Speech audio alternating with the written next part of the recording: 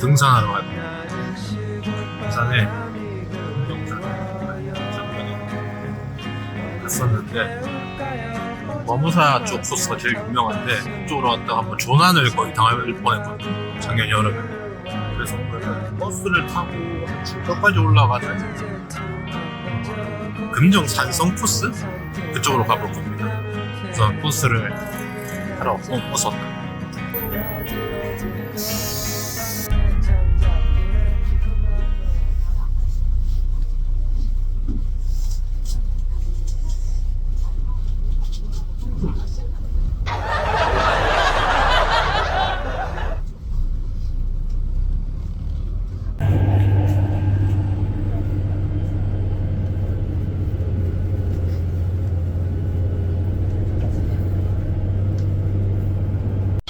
내렸는데 잘못 내린 것 같아요.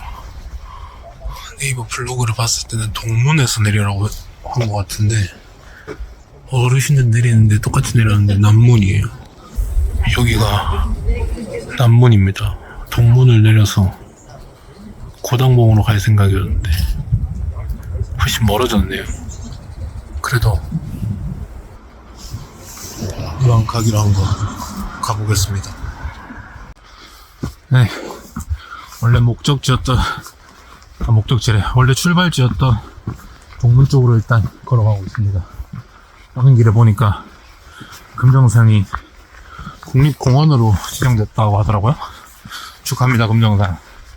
뭐 그 정도 깜냥이 되는 산은 아닌 것 같은데 부산시도 좀 이 등산로나 이런 거 좀 더 관리를 잘해야 될 것 같은데 이제 국립공원이니까 어쨌든 축하드리고, 이게 부산에서 얼마나 있을지 모르지만 일단 내려왔으니까 부산에 있는 산도 좀 가볼 건데, 오늘은 산행하면서 예민함에 대해서 이야기를 좀 해보려고 합니다. 그걸 왜 등산 가서 얘기하냐? 등산이 제 예민함을 좀 완화시켜주는 안전지대 같은 행위거든요. 산이 저한테는 좀 안전지대 같은 곳이라서 여기서 제 예민함과 성향의 근원, 난 왜 이렇게 예민하고 이 예민함의 출발은 어딘가에 대해서 한번 이야기해 보려 합니다. 징징거릴 필요가 없었습니다. 정말 코앞에 있네요. 10분도 안 걸린 것 같아요. 공문에서 가는 길이 정말 평탄하고, 이 성곽길이라 해야 되나? 서울 살았을 때도 참 그런 성곽길 좋아했었는데, 금정산성 이 성곽이 아마도 제가 알기로 한국에서 제일 긴 산성일 거예요. 또 이런 또 역사적 가치가 있는 것들이 있으니까 또 국립공원으로 지정이 됐겠죠. 오늘 날씨는 괜찮습니다. 어제 좀 먼지가 뿌옇게 보였는데 날씨 괜찮네요. 부산은 입추는 지나고 지금 영상 8도 정도 되는 것 같더라고요. 자, 이제 본격적으로 고당봉을 향해 갑니다. 봉문까지는 4km, 고당봉까지는 5km 걸립니다. 오랜만에 등산하니까 일단 기분이 좋네요. 확실히 최근에 이 예민함이라는 주제로 대화를 해야겠다라고 느낀 게, 좀 예민한 일들이 몇 개 있었거든요, 개인적으로. 저는 참 다른 사람들 감정에도 좀 너무 많이 이입을 하더라고요. 요새 HSP? Highly Sensitive Person? 그렇게 부르잖아요. 뭐 검사를 해본 건 아닌데 아마 저도 HSP일 확률이 높을 것 같은데, 예전부터 좀 예민하고 민감했어요. 감각에도 되게 예민했고 어떤 감정을 다루는 방식도 되게 예민했고, 왜 예민하지? 그런 사람들이 있었잖아요. 어릴 때부터 유난히 무던하고 무난한 사람이 있는가 하면은 저처럼, 이게 무슨 사례를 예를 들면 좋을까? 근데 감각적인 면을 예를 들어보자면은, 저는 어릴 때 청바지를 못 입었어요. 청바지가 좀 끼잖아요, 옷에, 몸에. 그냥 그 끼는 감각이 너무 불편해서 어릴 때 항상 그 비닐로 된 바지나 고무줄로 된 바지 아니면 못 입었어. 그래서 되게 그것 때문에 어머니가 힘들어 하셨던 기억이 나는데, 그 정도로 좀 감각이 예민했고, 좀 자라고 성장기에는 청각적으로도 엄청 예민했어요. 남들 뭐 절대음감 있고 뭐 상대음감 있고 이런 예민함이 아니라 남들보다 좀 더 소리에 민감하게 반응한다 해야 되나? 그래서 막 층간소음 이런 거에도 되게 스트레스 많이 받아 있고, 갑작스럽게 나는 소리에 대해서 엄청나게 거부감 반응을 많이 느꼈던 것 같아요. 그래서 지금도 그 점 좀 잘 안 고쳐져가지고, 어디 나가면은 특히 사람들이 많은 대중교통 이런 거 이용할 때는 항상 이 차단 이어폰을 쓰죠. 외부 소음 차단 이어폰을 쓰고, 그래서 또 산이 좋은 것 같아요. 산은 비교적 조용하잖아요. 뭐 주말에는 사람 많긴 하지만 비교적 조용하니까 제가 어떤 그런 감각적인 예민함을 완화해주는 것 같아요. 또 도심에 비해서 상대적으로 좀 떨어진 곳에 있으니까 이런 게 좀 제 심신 안정에 도움이 되는 것 같더라고요. 그리고 그런 감각적인 것뿐만 아니라 좀 감성적인 부분에서도 예민했어요. 일반적으로 남들이 막 보면서 공감하는 포인트에서는 당연히 울고, 그런 거 외에도 되게 뭐라 해야 되지, 설명할 수 없는 어떤 그런 장면들이 눈물 짓게 하더라고요. 그건 뭐 감수성이 예민하다고 봐야 될 것 같은데, 그건 뭐 학습으로 얻는 게 아니잖아요. 어릴 때부터 그랬으니까. 그런 예민한 사람이었던 제가 어느 순간에는 불편한 사람이 되어 있더라고. 사회에서든 친구 관계에서든. 제가 제 스스로를 디스하는 건 좀 그러니까 편을 좀 들어보자면, 저는 그 기준이 있었던 것 같아요. 사람을 대하는 데 있어서 나를 대하는 것 같이 남을 대해야 된다, 내로남불하지 않아야 한다. 뭐 물론 이 세상에 겉과 속이 항상 같은 사람이 어디 있겠습니까? 없지만, 그럼에도 지켜야 하는 코어는 단단해야 한다, 이런 생각이었고, 그런 데 있어서 타인을 대하고 나를 대할 때 가장 중요한 건 전 예의였어요. 언제나 예의가 발라야 돼. 근데 나는 뭐 물론 또 저를 개차반이라고 생각하는 제 주변 사람도 있겠죠.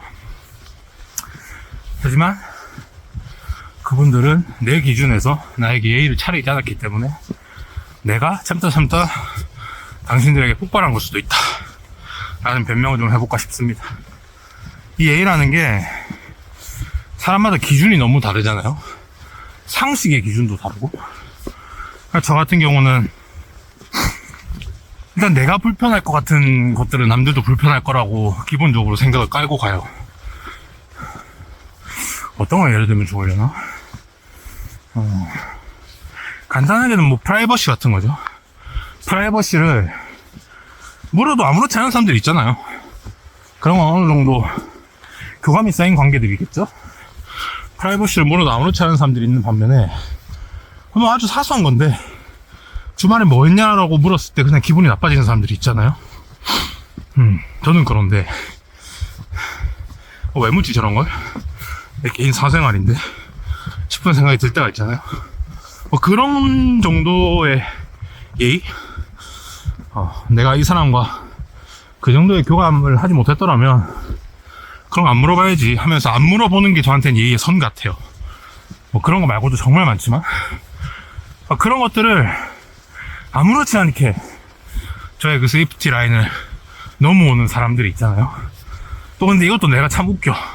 예민한 사람이라 해놓고서 또 그게 다 적용되진 않아. 그러니까 어느 정도 마음속에 그게 있겠죠. 나 저 사람이 싫어. 난 네가 여태껏 싫어 왔어. 근데 이런 거 물어보네? 오케이, 잘 걸렸다. 너 진짜로 싫어. 이렇게 되는 것 같아. 사실 뭐 그렇게 친하지 않았는데도 그런 질문을 했을 때 갑자기 또 호감이 생기는 사람들도 있잖아요. 그러니까 이 예민함이란 것도 참 사람들이 날 불편해하는 이유가 있겠구나, 이렇게 왔다 갔다 하니까 두서없이 알아보다 보니까 갑자기 스스로 깨닫게 되는 게 있네요. 일단 그렇습니다.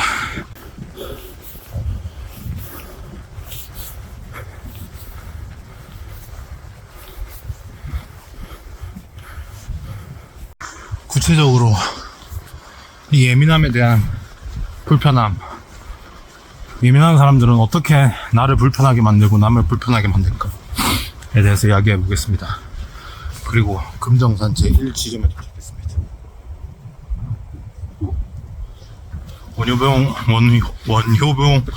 원효봉을 지나서 오늘 고당봉 정상까지 갈 겁니다. 제 불편함은 우선 저를 불편하게 만들어요.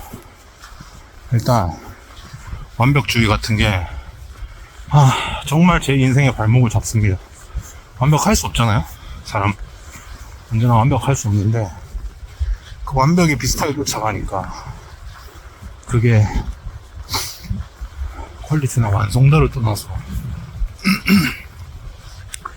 삶에 있어서 그렇게 중요한 게 아닌 경우들이 많은데 그냥 그 과정 중에 하나일 뿐인데 그 하나가 완벽하지 않으면 다음을 향해 가지 못하는 거죠.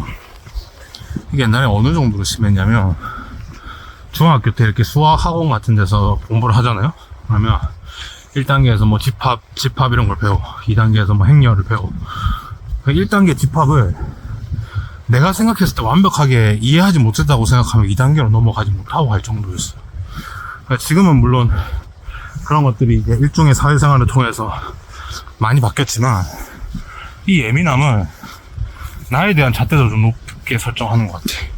그래서 완벽주의가 생깁니다. 이게 저를 정말 괴롭게 만들 때가 있죠. 그럼 이 예민함은 남들에게 어떤 피해를 줄까요? 일단 예민한 사람인 만큼 친구가 많지 않겠죠? 실제로 친구가 많지 않고 저한테 지금 남아있는 친구들이 오죽하면 그런 얘기도 했었어요. 옛날에 야 자네는 학교 다닐 때 진짜 사람 아니었다. 사람 아니다 싶은 사람들 학교에서 많이 봤지만 그때 너는 진짜 사람 아니었다 라고 할 정도로 제가 어딘가 많이 어긋나 있었겠죠? 예전에 한 친구가 저한테 그런 얘기 했었어. 야 찬우야 너는 진짜 200m 밖에서도 무슨 생각하는지 다 보인다. 네가 지금 졸라게 짜증나는지 안 나는지 그런 게 저 멀리서도 내가 알 수 있을 정도다 라고 할 정도니 저는 예민한 사람이라기에는 감정 표출에 있어서 그렇게 어른스럽게 못했던 거죠. 물론 제 나름대로는 아마도 그때 내가 엄청나게 참고 참아서 터진 걸 거다 라고 말하지만 그렇다고 해서 내 감정과 기분이 남들에게 이해받기를 원하면 안 되잖아요. 그건 되게 오만한 생각이고 자기 위주적인 생각이니까. 그래서 저의 어떤 이 완벽함을 추구하는 것으로 바탕으로 시작했던 어떤 그런 깐깐함, 인간적인 깐깐함, 업무적인 깐깐함, 혹은 사회적인 깐깐함이 남들에게 직접적으로 가닿지 않더라도 불편하게 만드는 요소가 됐을 것 같아요.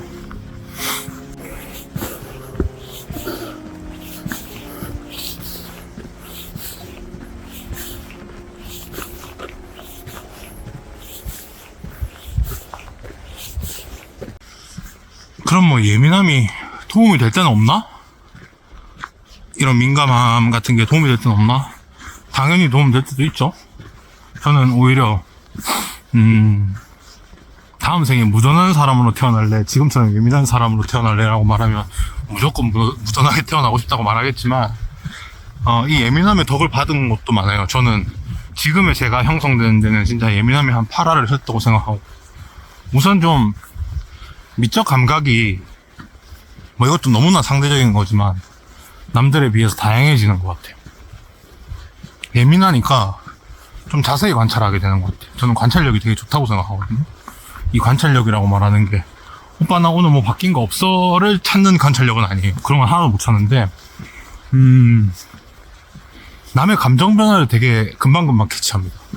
제가 예민한 사람이라서 그런지 남들이 불편해졌거나 기뻐졌거나 어떤 감정이 바뀌었을 때 상황을 되게 빨리 캐치합니다. 이런 것들이 아까는 너무 예민해서 인간관계가 힘들다 그랬지만 되게 깊게 만나는 뾰족한 인간관계였으면 도움이 되게 많이 되더라고요. 친구들도 모르는 그 감정 상태를 내가 먼저 알아차리는 경우들도 있으니까 그런 건 되게 희귀한 능력인 것 같거든요. 많은 사람들이 갖고 있는 건 아닌 것 같아요. 그리고 그러다 보니까 그런 세심한 관찰력을 바탕으로 콘텐츠를 알아보는 눈이 좀 남들보다 좀 있는 것 같아요. 저는 되게 유명하지 않았던 가수들이나 배우들 이런 사람들 중에 이 사람 잘 될 것 같다 싶은 사람들은 거의 다 잘 되더라고요. 다른 분들도 대체적으로 그렇겠지만 그거는 뭐 반짝반짝 빛나는 사람 누구나 알아보지만 저는 그게 뭐 사람이건 컨텐츠거를 떠나서 남들보다 좀 빨리 알아차리는 편인 것 같아요. 그러다 보니까 큐레이션 한다고 해야 되나? 그런 데 있어서 좀 강점이 있었던 것 같아요. 그런 강점 덕분에 부족한 사회생활을 했음에도 불구하고 어떤 일정한 위치까지도 도달해 봤던 것 같고 그렇습니다. 그런 장점이 있죠. 약수터 같은 곳을 발견했습니다. 꼭 물을 3병씩 챙겨오는 날은 이렇게 아무렇지 않게 약수터를 만나게 되더라고요. 물이 나오진 않네요. 물이 다 얼어버렸어요.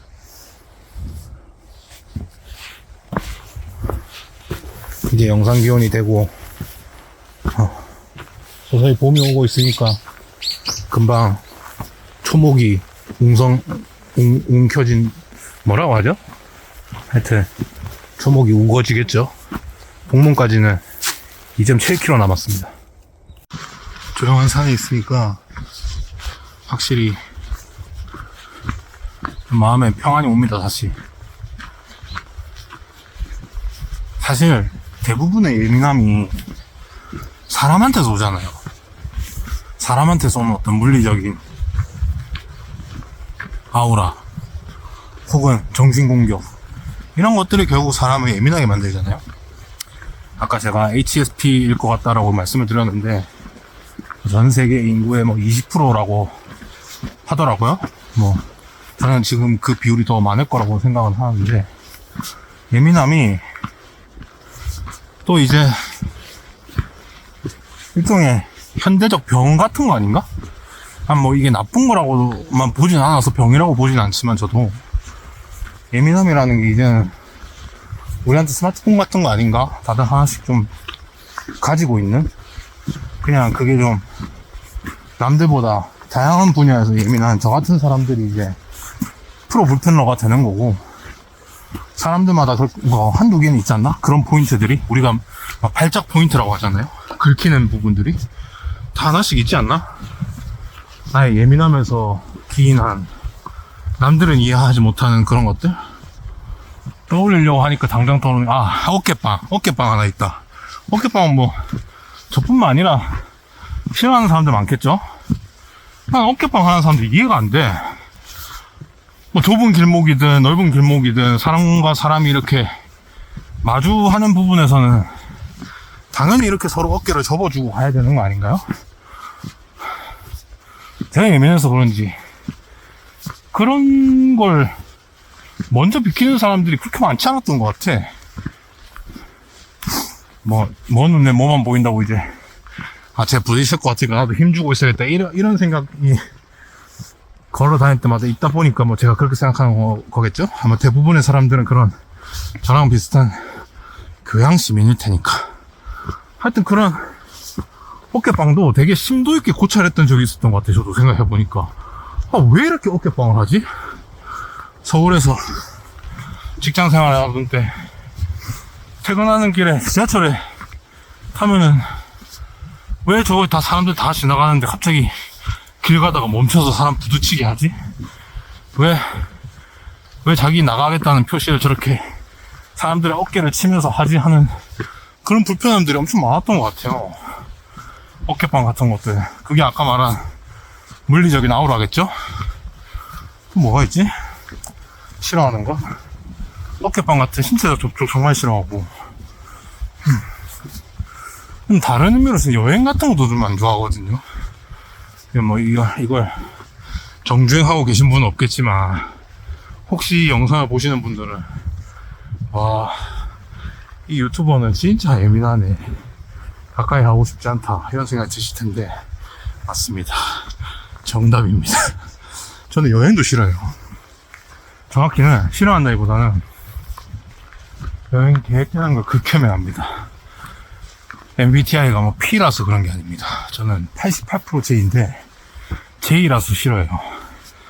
J는 계획을 짜는 걸 하는 게 아니라 계획이 어긋나는 걸 싫어하는 사람이라고 하더라고요. 정확합니다. 저는 오히려 계획에 너무 매몰돼서 사람이 불편한 사람이에요. 제가 여행 같은 거 가면은 그냥 호캉스파, 관광파 하면 저는 관광파거든요. 무조건 관광을 가야 돼요. 그러면 동선과 시간을 짜지 않습니까? 그게 하나라도 어긋났을 때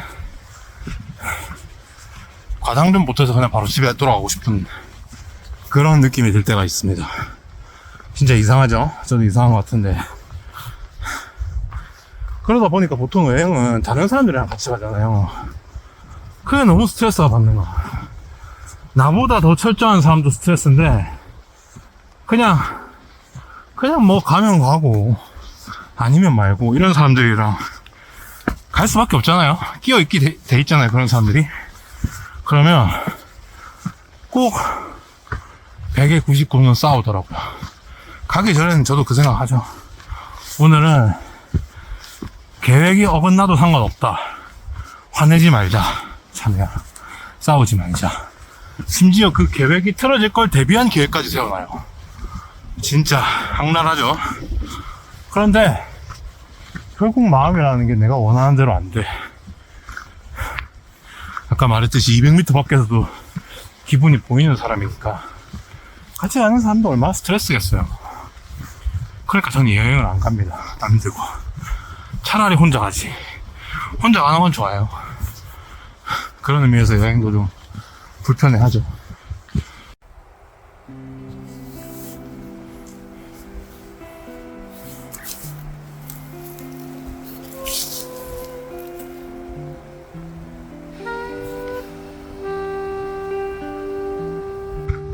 저는 그런 데 있어서 이제 어렸을 때부터 너무나 고민을 많이 했다 보니까 지금 어느 정도 정립이 되고 그걸 말하고 남들에게 설득은 되지 않을 뿐이지 그걸 끊임없이 표출하거든요. 나는 예민한 사람이고 이런 부분에 있어서 배려를 해줬으면 좋겠다라고 얘기를 하는 편이에요, 솔직하게.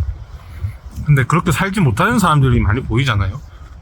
그런 걸 참다가 터뜨리는 사람들도 많이 보이고 저 또한 뭐 남들은 그게 참은 거냐라고 할 정도로 금방금방 표출하지만 이 예민함이라는 게 결국 누구에게나 있다.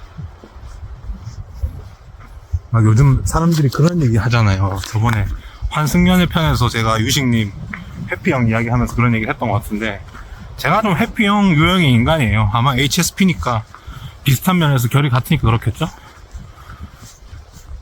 그럼 이런 회피형 인간이 욕을 엄청 먹잖아요? 인터넷 세상을 등지로.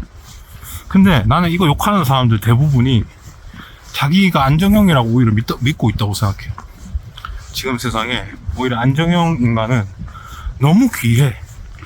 어디 핫버스 바저였나? 거기서 오은영 박사님 인터뷰한 걸 어디 얼핏 읽었던 그 기억이 나는데 생각보다 우리나라에 회피형 인간이 많다고 얘기를 하셨어요.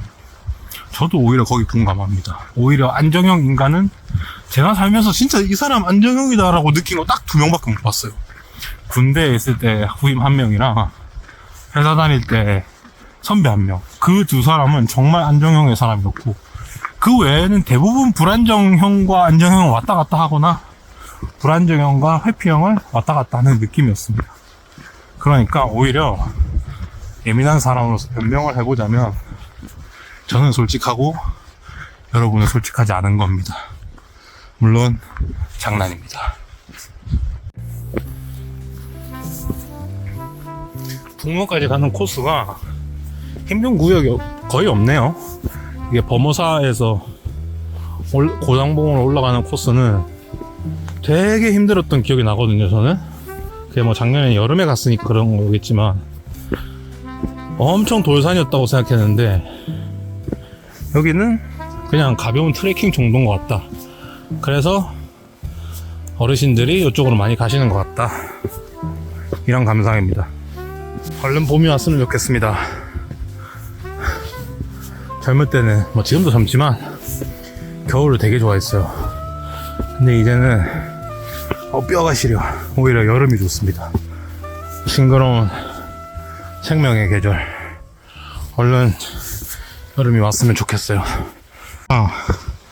저는 온도에도 민감합니다. 진짜 걸어 다니는 인간 체온계예요. 조금만 기온이 바뀌면 코가 빨개집니다. 누가 진짜 어디 고주망태 돼가지고 술 먹고 출근했냐 이 정도예요. 이런 거 보면은 본투비 예민하면 어쩔 수 없구나 그런 생각 안 드십니까? 이런 사람 어떻게 사회 살아가고 있지? 그러니까 여러분도 살 수 있습니다. 예? 이런 사람도 꾸역꾸역 살아갑니다. 물론 죽는 게 더 두려워서 그런 것도 있지만 어쨌든 이 예민함도 저만큼 저보다 더 예민한 사람도 많겠죠. 힘내십시오. 우리 예민함이 언제나 그렇게 나쁜 일은 아니다. 뭐 공포 회피형, 거부 회피형 이런 걸로 엮이고 막 나르시시즘 다 제가 좀 찔리는 말이긴 한데 이런 게 엮여가지고 남들한테 피해주지 않고 묵묵히 이 예민함을 오히려 다른 걸로 승화시켜서 좋은 아웃풋으로 만들어내는 사람들도 많습니다. 저도 하찮은 인간이지만 최대한 감정을 잘 안 드러내려고 해요. 이제는 물론 잘 안 되지만 차라리 입을 다문다 그런 생각을 하기도 하고요. 어른이 되면 될수록 그건 배운다기보다는 피곤함에서 오는 어떤 방어 기제 같아요. 나도 살 만큼 살았고 당신도 살 만큼 살았는데 무슨 얘기를 한다고 우리가 서로를 바꿀 수 있겠냐. 바뀌지도 않을 뿐더러 그런 생각조차 너무나 일방적이다 라는 결론에 도달하잖아요. 그러니까 더 이상 남들한테 뭔가 기대하지 않으니까 내 예민함도 입 밖으로 잘 나가지 않는 것 같아요. 잘 말 안 하고 말지 이런 마음이 들죠. 차라리 그걸 다른 동력으로 쓰지. 저는 혼자 술을 마시거나 하면서 뭐 슬픈 영화를 보던 글을 쓰던 그걸 내가 나중에 좀 돌아볼 수 있는 어떤 창작물 안에 좀 가둬놓으려고 해요. 그러니까 일기라고 할 수는 없지만 메모 같은 건 정말 자주 쓰는데 그맘때 이제 썼던 메모들을 돌아보면 이 예민함도 정말 아무것도 아니었거든요. 집을 다 넣어줘.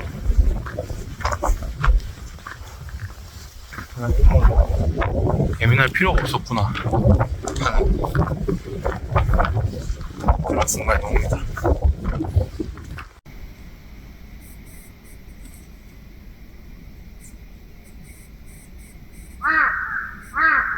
어떤 식으로 잘 해소해야 할까요? 저처럼 이렇게 안전지대인 산으로 오시는 분들도 계시겠지만 제가 가장 쉬운 방법 하나 공유해 드리겠습니다. 이거 진짜 꿀팁입니다. 뭐 물론 안 먹히는 사람도 있을 수 있는데 저는 속으로 저주합니다. 그 사람을, 나의 예민함의 트리거를 당기는 그 사람을 저주해요. 근데 카르마를 어기지 않는, 엎어싸이지 않는 소소한 저주합니다. 귀여운 저주를 부어요. 예를 들면 네가 투자한 주식이 한 5% 정도 하락해라, 오늘 집 가다가 신발끈 풀려라 하는 그런 것들, 그런 걸 계속 되뇌어요. 여러 레퍼토리로 되뇌이잖아요. 그 사람 보면 약간 웃음이 나. 웃음이 나고 몰라, 이상하게 그런 생각을 하면 효과가 좋더라고요. 그래서 소소한 저주를 한번 해보시기를 추천드립니다. 은근히 도움이 돼요. 한번 해보십시오. 내 예민함이 이런 쪽으로 좀 특화되는구나 싶기도 해요. 예민하니까 진짜 사소한 포인트를 잘 잡아내거든요. 그런 소소한 저주하기가 도움이 됩니다. 그리고 이건 우울증이랑 비슷한 이야기예요. 예민함이 강해질수록 땀을 흘려야 됩니다. 내 몸이 더 예민해지게 만들어야 돼요. 그러면 그 옛날에 그런 말 있었잖아요. 아, 머리 아파. 그러면 친구가 막 팔뚝을 때리면서 이제 팔뚝이 아프니까 머리가 안 아프지? 하는 그런 장난 같아요. 통증을 다른 곳으로 옮기는 거예요. 물론 그건 좋은 거 아닙니다. 또 예민함이 너무 극으로 돼 있을 때는 운동하면서도 그 예민한 생각들이 계속 나요. 원천적인 해결 방법은 아니다만 또 그 강약이 있잖아요. 내가 예민하다고 해서 와 진짜 이거 사람 아니다 싶을 정도로 예민한 경우들보다는 대부분 그냥 소소하게 은은하게 짜증나 있는 경우들이 많잖아요. 그런 것들에 있어서는 대부분 땀을 내는 효과들이, 운동 효과들이 좋습니다. 직방이에요. 커피, 담배 좋죠. 둘 다 합니다. 둘 다 아주 좋아하고요. 하지만 좀 더 건강한 운동이 좋다. 등산도 좋고 달리기도 좋고 수영도 좋고 다 제가 좋아하는 운동들인데 좋습니다. 땀을 한번 흘려보세요. 이 예민함으로 인해서 중증 정신질환으로 이어진 분들한테는 저게 참 헐 좋은 소리구나 라고 느끼실 수도 있는데 뭐 부끄럽습니다만 저도 비슷한 경험을 했던 적이 있었고 그래서 알고 있는 부분이니까 항상 한꺼풀 밖으로 나오는 게 힘듭니다. 방 밖을 벗어나는 게 힘들어요. 근데 한번 나오고 집 밖을 나서고 한 글자 적으면 사람은 어떤 공간을 넘어가더라고요. 페이지 밖을 넘어가고. 그래서 이 예민함이 분명 저는 안 좋게 보이는 경우들이 왕왕 있고 사회가 우리를 그렇게 쳐다보지만 어쩔 수 없잖아요. 우리는 이 예민함을 갖고 앞으로도 살아가야 되잖아요. 살자고요. 건강하게 못 살지만 그나마 좀 낫게 살아보자고. 어느새 반 정도 온 것 같습니다. 고장봉까지 2.3km만 가면 돼요. 가는 길이 정말 잘 돼 있어요. 이쪽 코스가. 저는 범어사로 오는 힘든 코스로만 가봐서 그런지 이 코스는 정말 누워서 떡 먹기입니다. 떡 먹기 여러분. 좀 훈훈하게 얘기했으니까 이번에 회초리 좀 때리겠습니다. 나태해지지 말라는 스스로에 대한 채찍질이자 내 예민함을 당신의 물의 탓으로 돌리지 말라는 어떤 자기 검열의 과정이기도 합니다. 사람마다 정말 여러 분야의 예민함을 아까 가지고 있다고 했죠. 그 예민함을 무기로서 특히나 가까운 관계, 가족, 연인, 동료, 친구들을 휘두르는 무기로서 사용하지 마십시오. 그 어떤 물리적인 폭력보다 심한 상흔을 남깁니다. 가스라이팅을 잘하게 돼요. 예민한 사람들은. 본인의 마음을 다루는 방법도 예민하다 보니까 여러 방면으로 고민하게 되고 분투하게 되다 보면 아까 제가 말했던 저의 강점, 세심한 관찰력을 바탕으로 남들의 감정을 잘 읽는 만큼 남들의 감정을 잘 조종하려 드는 경우들이 있습니다. 그걸 항상 주의하라고 스스로에게도 말하고 싶습니다. 가끔 나의 예민함이 나의 특별함처럼 느껴질 때가 있어요. 세상에 그런 어디서 돈 벌었는지 모르겠지만 100만 부자가 된 사람들이 그런 얘기 많이 하잖아요. 나 남들보다 예민했다. 그래서 이런 시장을 빨리 선점할 수 있었다. 물론 좋죠. 하지만 그게 남들을 괴롭히거나 탄압하거나 착취하는 수단이 되어서는 당연히 안 됩니다. 우리의 예민함은 동반자이자 적수입니다. 물리쳐야 될 땐 물리쳐야 돼요. 이 예민함이라는 것을 제발 잘 들여다보고, 니체가 그런 말 했나요? 시면을 들여다보지 마시길 바랍니다. 그리고 내가 좀 예쁘고 잘생겼다. 혹은 돈이 많다. 그런데 예민하다고 어디 공주 대접, 왕자 대접 바라시는 분들 진짜 죽습니다. 정신 차리십시오. 요즘 좀 협박을 좀 하는데 거울을 보고 하는 말이라고도 생각을 해주시면 좋을 것 같습니다. 얼마나 많은 HSP, 내향인, 회피형 인간, 나르시스트들한테 닿을지 모르겠지만 우리의 예민함과 우리의 감수성, 우리의 민감도 이런 것들을 오로지 나를 개발하는 과정으로만 사용하십시오. 조금 있다가 아마 금샘에 가게 될 것 같은데 금샘에 비춰서 여러분들을 돌아보시는 시간이 되시길 바랍니다.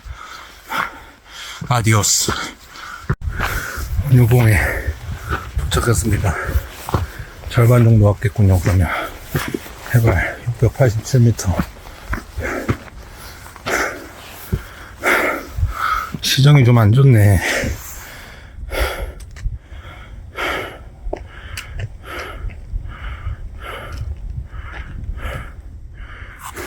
아직 갈 길이 한참인데 예민함으로 이제 뭐 더 할 얘기가 없는 것 같아가지고 중간중간 뭐 생각나면 산발적으로 말은 하겠습니다만 예민함을 조금 더 파고 들어가서 감수성에 대한 이야기로 좀 넘어가 보면 어떨까 싶습니다.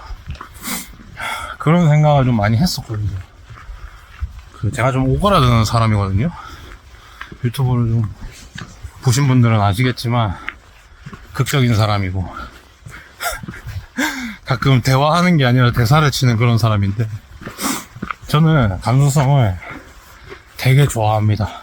그 남들이 그 오글거린다라고 말하는 그런 것도 너무 좋아하고 몸이 오그라드는 그 과정도 정말 대단한 거라고 생각해요.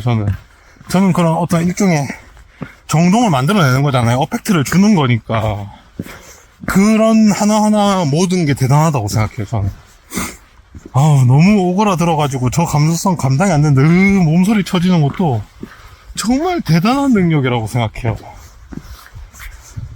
나중에 그마저도 안 되니까 늙으면은 그러니까 뭐 아재인 거라 그러잖아요. 근데 심지어 그것도 수요가 있잖아요. 저는 감수성이라는 게 정말 좋습니다. 한동안 SNS 커뮤니티에 막 그런 말이 돌았었잖아요. 오그라든다는 말 때문에 감수성이 줄어들고 누칼협이라는 말 때문에 평범한 인생이 조롱받는다 이런 내용의 어떤 게시물들이 있었잖아요. 공감하는 부분들이 있습니다. 흑역사 이런 말 하잖아요. 이불킥. 저 옛날에 페이스북에 그런 글 썼던 것 같아요. 나는 이불킥이란 말이 싫다. 그때 그 순간만큼 정말 감정에 솔직했던 게 왜 부끄러운 게 돼야 되고 왜 내가 후회하는 이불킥 하게 되는 상황이 돼야 되냐. 물론 돌아보면은 그게 흑역사가 될 때도 있고 하지만 저는 그런 감정을 느꼈을 때 그런 말을 하고 흑역사를 만들고 이불킥 하는 사람들을 솔직해서 대단하다고 생각해요. 저도 가끔 특히나 나이가 들면 들수록 못 그럴 때가 있거든요. 그러니까 그런 이중잣대가 좀 신기할 때가 있어요. 그런 말 하잖아요. 보통 한 거보다 안 한 걸 후회하게 된다. 할까 말까 할 땐 해라. 그런 얘기를 하잖아요. 왜 그게 감수성에서는 또 비아냥되는 잣대가 되지? 이런 생각이 좀 들 때도 있더라고요. 그냥 꼴보기 싫은 거 아닌가? 내 예민함이 어떤 사람한테는 예민함으로 다가가고 내 예민함이 어떤 사람에게는 매력으로 다가가는 것처럼 그냥 그것도 결국 다 사람 바이 사람, 케이스 바이 케이스구나 이런 생각이 들더라고요. BTS가 하는 감수성은 감수성이고 내가 하는 감수성은 감수성이 아니다? 그거는 팬덤의 유무를 떠나서 한 번쯤 진지하게 고민해 볼 법한 요소인 것 같아요. 저는 항상 그런 것들이 솔직하지 못하면서 결국은 기인한다고 생각해요. 누구나 다 자신만의 감수성이 있는데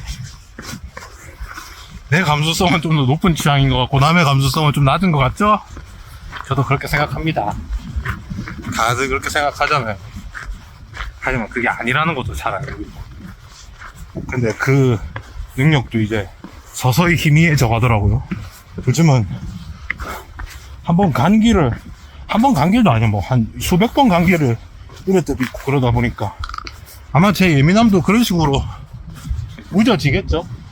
감수성도 그 창창하게 날카로웠던 그 감수성도 서서히 줄어드는 거 봐서는 저도 그저 그런 어른처럼, 여기서 뭐 그저 그렇다는 거는 구리다라는 게 아닙니다. 멋지다는 뜻이에요. 평범한 어른들처럼 묻어내져 가고 있는 게 아닌가 싶습니다.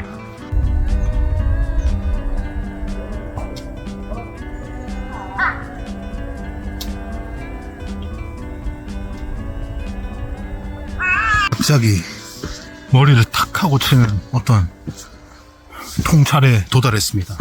뭐 통찰까지 될지는 모르겠지만 그 예민함과 감수성 얘기를 했었잖아요. 이 모든 게 결국 자의식과 연결된다 라는 통찰에 연결됐습니다. 이게 무슨 뻔한 소리를 하느냐라고 하실 수 있습니다. 하지만 이것은 어떤 세대 정신 같기도 하다라는 생각이 들었습니다. 왜 갑자기 이런 생각이 연결됐냐? 어느 순간부터 우리가 이제 부캐라는 말들을 많이 쓰기 시작하잖아요. 그러니까 그거는 또 다른 페르소나잖아요. 멀티 페르소나고, 뭔가 동시에 책임을 지지 않겠다라는 회피형적인 성격으로 보여진단 말이에요.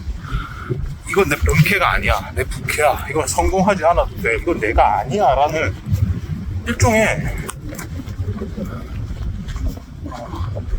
또 다른 삶을 사는 거죠. 물론 그렇지 않은 경우들도 있겠죠. 그렇지 않고 그냥 정말 해야 할 일이 너무 많아서 카테고리를 나눠서 이 파트에 내 자아와 저 파트에 내 자아를 나누겠다라는 생각을 가지고 있을 수도 있지만, 대체적으로 그런 식으로 자기를 투영한 다른 방어막을 하나씩 만들어내는 것 같아요, 요즘은. 특히 막 MG라고 하잖아요. 저도 MG 세대지만 진짜 우리가 Z세대라고 부르는 뭐라 해야 되죠? 97년생부터인가요? 됐고, 알파 세대, 뭐 이런 00년대 태어난 분들 생각해 봅시다. 요새 뭐 젠지 스테어인가요? 그럼 하잖아요. 타인을 약간 NPC화 한다? 그냥 카페에서 주문하시겠어요? 라고 물어봤는데 대답 안 하고 멀뚱멀뚱 쳐다보는 걸 젠지 스테어라고 한다잖아요. 항마 진짜 또 약간 그 젊은 꼰대 나왔는데, 하여튼 젠지 스테어 같은 게 사회 문제라고 하잖아요. 물론 그 영포티 논란처럼 그것 또한 사회 문제가 아니겠죠. 그런 사람들이 거의 없을 테고, 오히려 우리처럼도 뭐야, 뭐 우리가 뭐 평균이야? 그냥 일반 똑같은 다른 세대들처럼 똑같이 마주보고 얘기하고 할 거잖아요. 근데 젠지 스테어라는 말이 나오고, 이전에 제가 어떤 다른 컨텐츠에서 얘기했던 것 같은데 폼포비아라는 것도 어느 정도 이야기가 나오는 거 보면은 비슷하게 공감할 수는 있겠죠. 그러니까 나조차도 인격을 나누고 남들의 인격을 그저 AI나 NPC처럼 바라보는 것도 어떻게 보면은 조명해 볼 필요가 있다. 이런 예민함과 감수성이 오히려 또 그런 쪽으로 너무 용인돼서 생기는 병폐라는 표현을 좀 앞서 나오는 것 같고, 어떤 또 다른 사회 현상이 아닐까 싶다는 그런 생각이 드네요. 그러니까 뭔가 이게 지금 방금 도달한 결론 비슷한 거라서 저도 이게 지금 잘 정립이 되진 않는데 좀 두서없이 얘기를 해보겠습니다.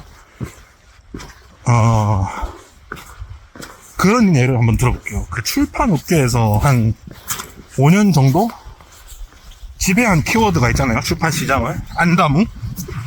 뭐 책을 안 읽으시는 분들도 있겠지만, 안온, 다정, 무해라고 해가지고 그런 유의 이야기들이 유행한 지가 한 5년 정도 된 것 같아요. 페미니즘으로 만들어낸 어떤 급진적인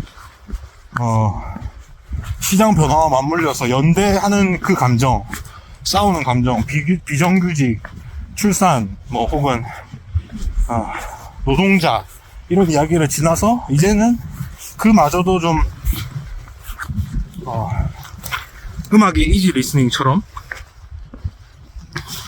음악의 이지 리스닝처럼 문학도 좀 그냥 쉽게 받아들여지는, 뭐 물론 그 안에 있는 내용이 내포하고 있는 게 쉽게라는 뜻은 아니지만 그런 안온하고 다정하고 무해한 이야기들이 트렌드가 됐었단 말이죠. 근데 그 트렌드의 이유는 또 소비자층 때문이에요. 독서의 인구는 대부분 2040 여성대라고 하니까, 대한민국에서 그들이 좋아하는 이야기로 글을 쓰는 게 당연한 겁니다.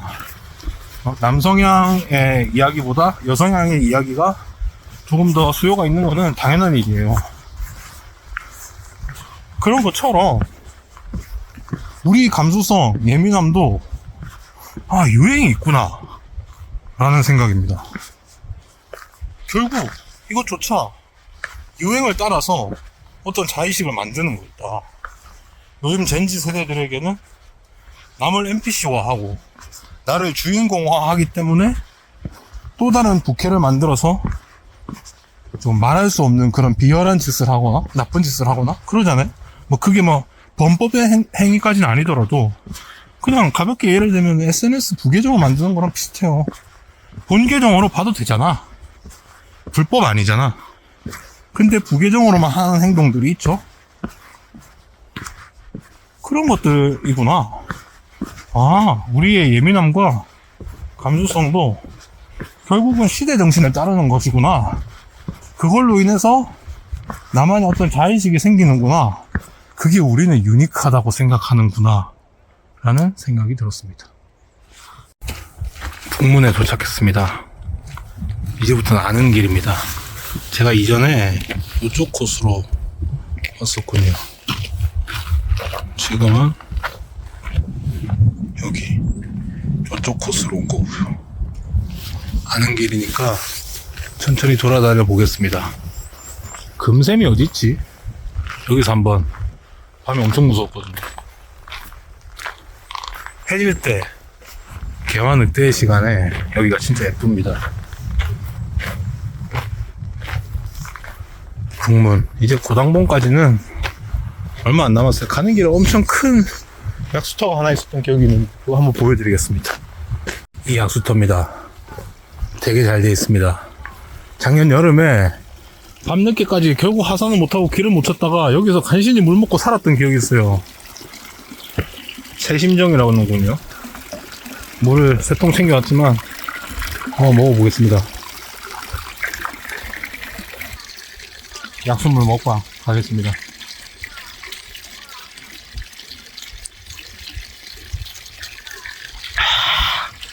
이거 이때는 안 되는데, 그렇죠? 깨끗하게 다 씻어 먹겠습니다. 뭐 한번 죽이고 마저 올라가 보겠습니다. 생각보다 동문 쪽으로 걸어와서 이게 버스를 타고 거의 등산하는 코스를 거의 패스를 하고 와서 그런지 힘든 구간이 거의 없었다고 봐도 무방할 것 같아요. 이제 그냥 고당봉 가는 길에 조금 힘들 정도고, 본격적으로 고당봉 가는 길에서 빠져서 금샘으로 가는 중입니다. 확실히 계속 쉬운 코스였다가 조금 헉헉대면서 올라온 쪽이었는데, 아까 유독 평소보다 말이 많아졌는데 확실히 사람이 자연 앞에서 겸손해야 됩니다. 좀 힘들어지니까 아무 말도 안 하고 싶어졌어요. 왜 뭐 하러 왔지? 약간 이런 생각도 들고, 길도 못 찾겠고. 작년에 여름쯤 우연히 한 2002년생? 2001년생? 연하이 때 친구들이랑 좀 대화를 할 수 있는 기회가 있었거든요. 그냥 순수히 궁금했어. 한 7살 어린 지금 이 세대 친구들한테는 어떤 학창생활이 있었는지, 어떤 콘텐츠가 재밌었는지 이런 데에 대한 순수한 궁금증이 있었거든요. 또 코로나를 학창시절에 겪은 세대잖아요. 그러다 보니까 그 친구들한테도 어떤 추억의 미싱 링크들이 많더라고요. 부캐 이런 걸 만드는 당연한 자의식을 가진 세대이면서도 동시에 또 Y2K 유행이랑 맞물린 세대잖아요. 그러니까 본인들은 모르는 90년대 아우라를 그리워하는 경향이 있더라고요, 특이하게. 그런 거 보면 막 젠지 스테어랍시고, 아까 제가 한번 좀 너무 일반적으로 양비론에 입각해서 이야기를 한 것 같아가지고 쓸데없는 머리채를 잡긴 했는데, 우리랑 똑같은 사람이었어요. 제가 느낀 차이점? 진짜 Z세대들의 차이점은 오히려 약간 조금 더 우리 때보다 캐릭터 IP에 너그럽다, 관용적이다, 이 정도? 그러니까 뭐 최근에 막 애니메이션 이런 거 유행했잖아요. 저도 애니메이션 참 좋아했는데 그걸 좀 부정해야 되는 세대였거든요. 저 어릴 때 애니 입덕한 작품이 그 제로의 사용마였습니다. 아시는 분들 계신지 모르겠는데 아직도 그 루이즈라는 이름이 기억이 나요. 사이토, 루이즈 이런 등장인물이 나왔던 기억이 나는데, 그 애니를 보게 된 계기가 뭐였냐면, 그 당시에 중학생 때였는데 아직도 그 친구 이름이 기억나요. 김태환이라는 친구가 그 애니를 보면서, 그러니까 소위 말하는 씹덕이었어요. 씹덕 새끼였는데, 그 씹덕 친구가 맨날 그 루이즈 그림을 자기가 그려가지고 막 보여줬던 그런 친구였어요. 근데 그게 뭔가 너무 귀여워 보였어, 그 친구 하는 행동이. 그래서 그때 당시 이제 PMP 세대였거든요. PMP에 그 친구가 제로의 사용말을 넣어서 보라고 빌려줬었어요. 그래서 지금 생각해보면 그때나 지금이나 그 입덕의 계기는 좋은 오타쿠 친구가 있어야 됩니다. 하여튼 그 덕에 제로의 사용말을 보게 되고 엄청 많은 만화랑 애니메이션 봤어요. 근데 지금은 그게 좀 힙한 문화가 됐지만 그때는 배척당하는 문화였거든요. 약간 그런 거 보면 약간 찌질이라 그러고, 물론 찌질한 계열에 속하긴 했는데 하여튼 그런 캐릭터 IP에 대해서 좀 너그럽다, 그 세대는. 오히려 본인을 좀 표현하는 뭐 자케라고 그러더라고요. 자케도 하나씩 있더라고요.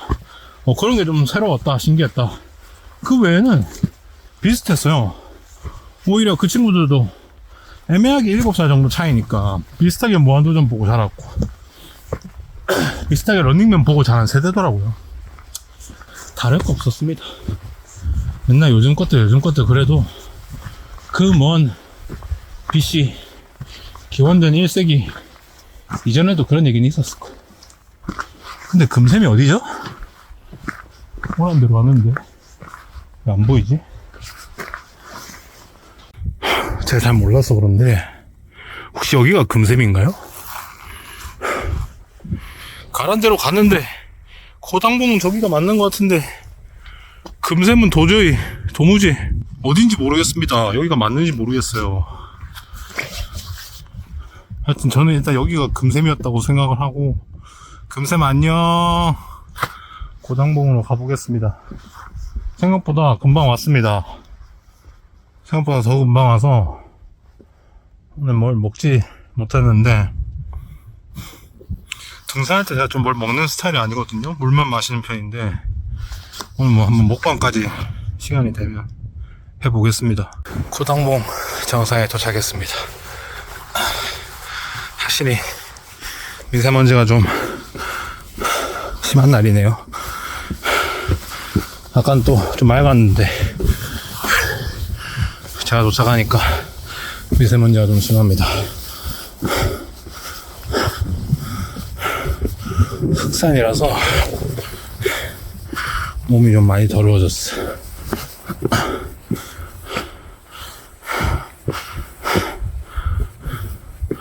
(801m)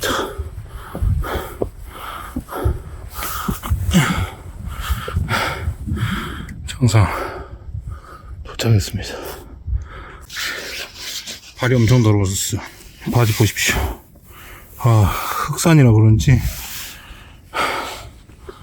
엄청 더러워져. 항상 이런 날 등산하는 것 같아요, 저는.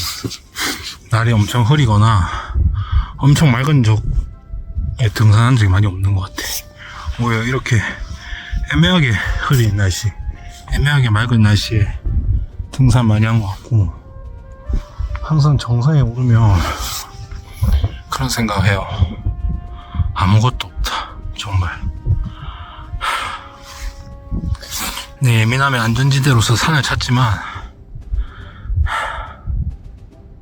산을 그렇게 좋아하는 것 같지 않아요. 어떤 산에 변하지 않는 성질을 뭔가 좀 동경하는 것 같다는 생각은 들지만, 심지어 산도 변하지 않죠? 산도 변하죠. 13년 만에 국립공원으로 지정된 금정산도 이렇게 변했는데 사람이라고 안 변하겠습니까? 내 예민함이라고 언제나 나를 세우고 있지 않을 테고, 내 감수성이 언제나 나한테만 적용되는 건 아닐 겁니다. 때때로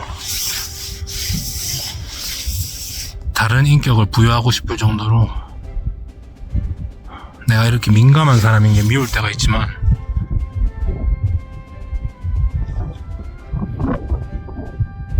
뭔가 멋있는 말을 하고 싶은데 멋있는 말이 딱 떠오르진 않네요.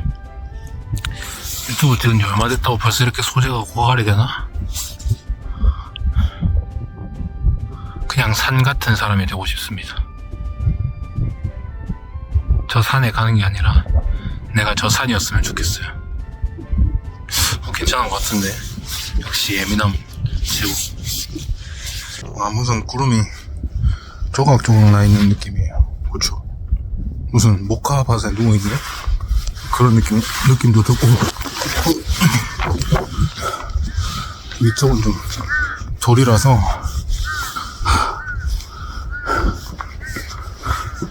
촬영하기가 쉽지 않군요. 오늘 근데 거의 역광에 찍힌 것 같아가지고 일단 썸네일용 제목 뭐라고 하지?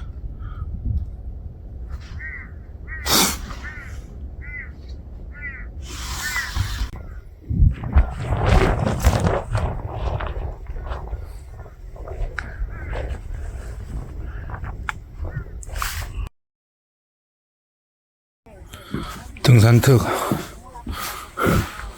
올라가는 것보다 내려가는 게 더 싫음. 옛날에는 내려가는 게 더 좋았는데 요즘은 올라가는 게 더 좋습니다. 내려갈 때 제일 많이 다치고 방심하니까, 특히 이렇게 촬영하면서 가면 조심해야 됩니다. 아까도 넘어질 뻔했어. 촬영을 안 하면 되잖아.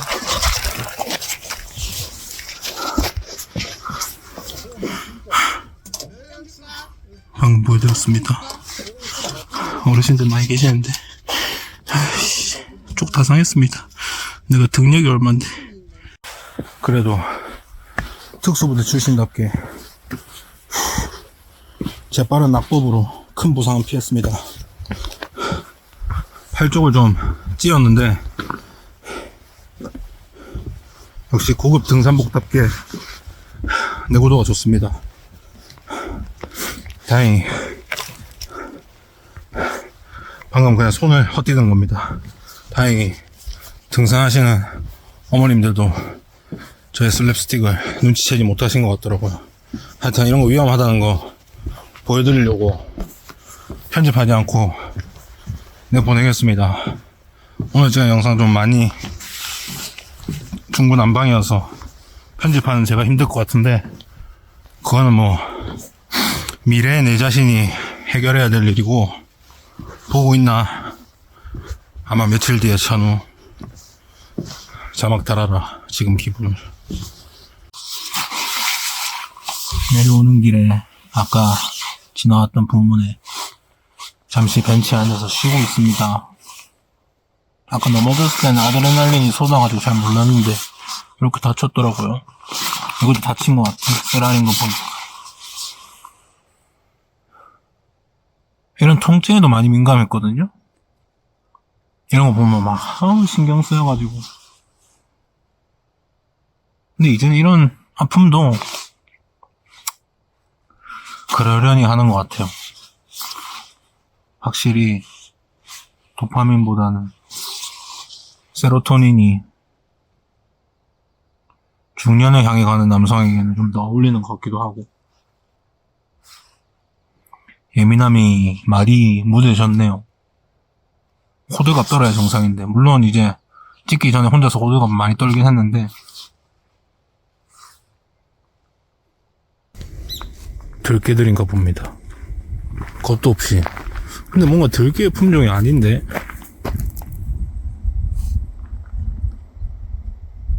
저 들깨도 둘이 같이 다니는군요. 항상 저는 산책을 갈 때도 가는 길이랑 오는 길의 코스를 다르게 하는 걸 좋아합니다. 지겹잖아요. 매번 같은 길로. 저기서 내려온 겁니다. 범어 사러 가보겠습니다.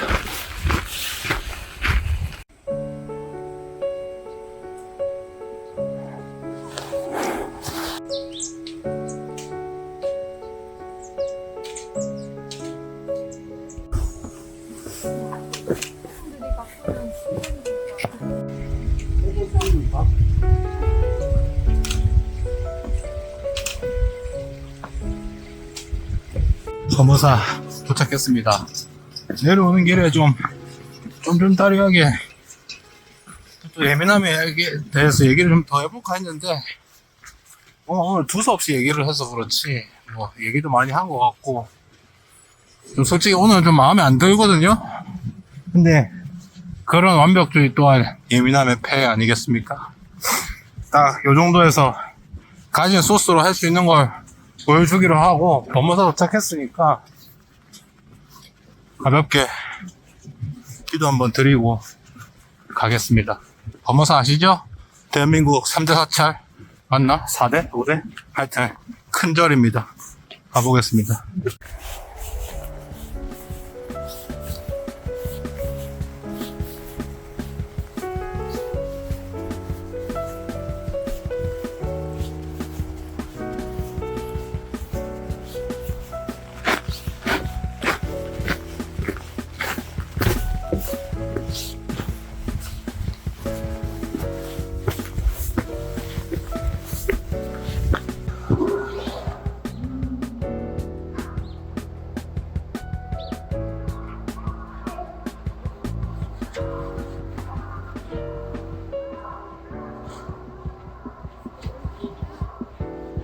기도를 어떻게 하는지 몰라서 그냥 숨 모아서 가족의 건강, 친구들의 행복, 저의 성공을 기원했습니다. 뭐 그렇게 안 보였겠지만 최대한 진심을 담았고요. 확실히 절에 오니까 좀 마음이 평화로워지는 게 있네요. 종교는 없지만 이거 하나 가져야 된다면 불자의 삶을 살아보는 것도 나쁘지 않지 않을까.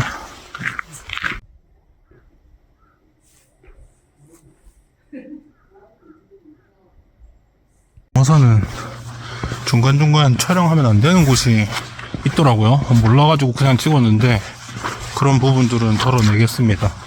최대한 보자마자 바로 카메라를 꺼서 거의 안 담기긴 했는데 아무래도 문화재가 많은 곳이다 보니까 아마도 그런 것 같고 이제 내려가 볼 겁니다. 범어사는 거의 부산의 1호선의 거의 끝역이에요. 제일 끝역인가? 그럴 거예요. 그래서 저희 집까지도 가는데 거의 3시간 넘게 걸릴 것 같은데 밥을 먹고 갈까 좀 고민이 됩니다. 일단 범어사를 좀 벗어나 보겠습니다.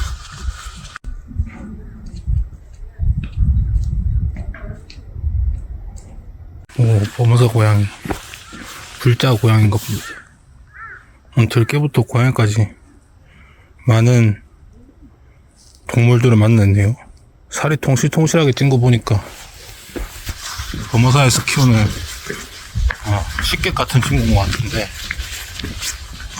다 나왔고 내려가기 전에 범어사 여기 주차장에 앉아서 우선 안내 책자 같은 거 하나 받았거든요. 그거 한번 재밌을 것 같아서 같이 읽어보려고 합니다.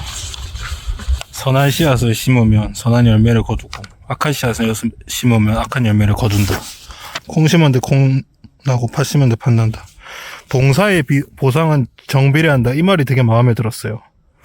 불교도 똑바른 페이 체불 페이를 주는 것에 민감하구나. 친절을 원하십니까? 그렇다면 친절하게 대하십시오. 그대로 다시 돌아온다. 아까 얘기했던 카르마나 업보에 대한 얘기겠죠? 합리적인 종교인 것 같아요. 안 되는 말을 하지 않잖아요. 아무래도 민중불교라고 하나요? 민중불교라고 하는지 민중과 가까이 있는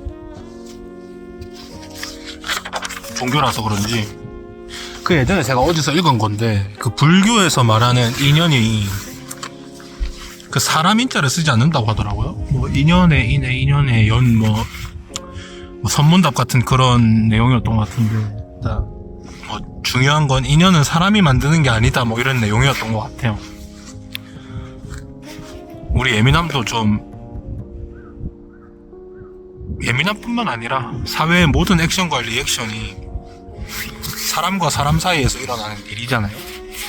사람으로 인해서 이제 스트레스 받고 또 뭐 감히 그런 사람이 있다고 생각할 수는 없지만 사람 때문에 사람 덕분에 구원받기도 하잖아요. 내 예민함도 내 감수성도 내 자의식도 다 사람한테 영향받는 거니까 그렇게 하기가 쉽지 않지만 우리 너무 사람한테 목매지 말자 약간 요런 또 뻔한 결말로 가게 되네요. 근데 세상의 모든 진리라는 게 그렇지 않습니까? 완벽한 정답이란 건 없고 대체로 진리라고 부르는 것들은 되게 간단하더라고요.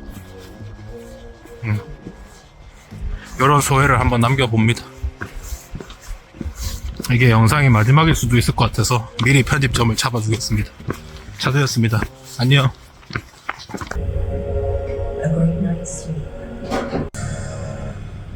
월고시 우리가 예상 못한 비자금 관리할 수 있어. 여우의 돈 통장에서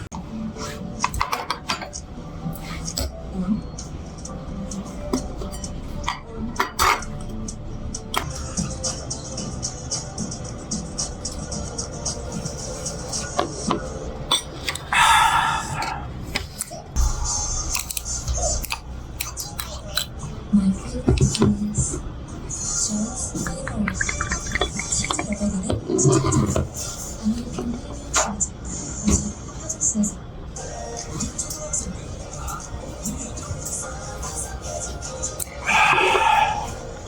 사용하는 사람의 경우에는 일단 수사에 협조한다라고 판단을 진짜 졸라 맛있었습니다.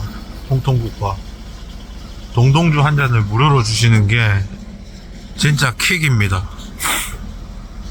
동영상 안 켜려고 했는데 이거는 좀 얘기를 해야 될 것 같아서 켰습니다. 통통국밥 최고. 진짜 끝. 안녕.